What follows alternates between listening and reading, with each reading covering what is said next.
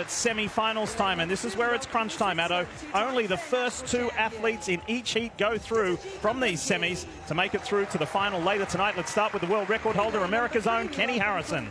She's gotten very consistent now after not making that team in 2016. She has figured it out. Silver in the World Championships in 2019, and then silver again last year in the Olympic Games behind Jasmine Camacho-Quinn. She's the world record holder, 12:20. That was set 6 years ago.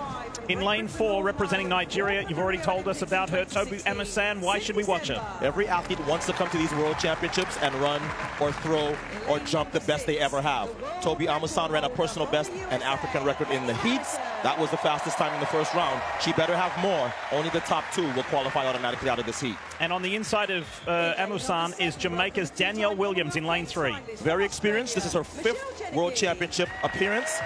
She was the world champion 7 years ago in Beijing in 2015, and then got 3rd in 2019. 3 semi-finals, top 2 women from each of the semis, and then there are 2 lanes left for the next 2 fastest times. For Kube of Japan, Kambunji, the younger sister of Mojinga, and then Janicki of Australia, Michelle Janicki, she might do her traditional pre-race dance, jumping around. Vargas of Costa Rica is in there. Cindy Sember of Team Great Britain as well. We talked about some of the casualties of the first round. Defending world champion Nia Ali tripped, fell. Alicia Johnson also didn't make it out of the first round. If they hit a hurdle here, sometimes that can be it. I'll tell you why in a minute. Kenny Harrison in lane 6. Did she get a good start? Yes, she did. But so too did Tobi Amusan in green. And on her inside, it's the Jamaican, Danielle Williams. Tobi Amusan is going to win this first semi-final over Kenny Harrison. 12-12. World record. World record. 12-12. Are you kidding? She has just broken Kenny Harrison's world record. This is why we told you that Amusan was one to watch. Talk about out of nowhere. 12.12 world record for Amusan.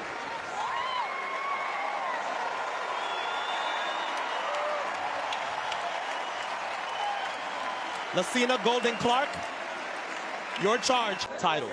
What a race. How good's your crystal ball, Mr. Bolden?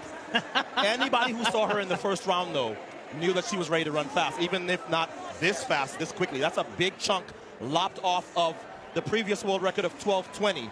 That's the 2nd world record at these championships, so she will get $100,000 for her efforts no matter what else happens. The first being Sydney McLaughlin in the women's 400 hurdles.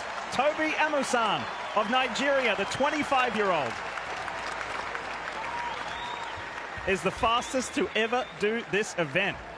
Hey, and the finals still to come. Kenny Harrison ran a season's best. Danielle Williams ran a season's best. Cindy Sember set a national record.